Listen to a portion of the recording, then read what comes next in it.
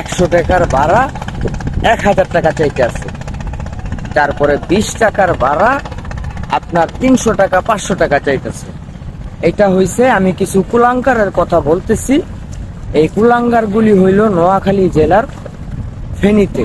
ওইখানে আপনারা জানেন যে ইতিমধ্যেই যে নোয়াখালী জেলায় ফেনী যেই এলাকাটা, ওইখানে খুব ভয়াবহ বন্যা চলতেছে।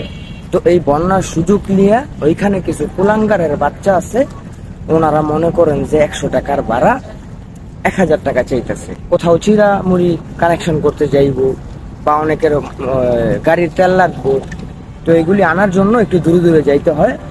তো এই কারণে আর কি কিছু কুলাঙ্গার আছে, গাড়ির ড্রাইভার, রিক্সাওয়ালাও বলতে পারেন, আমি সব রিক্সাওয়ালাদের বলতেছি না, কিছু কুলাঙ্গার আছে। আমি দেখলাম যে কুলাঙ্গারটা হইলো সিএনজি ড্রাইভার।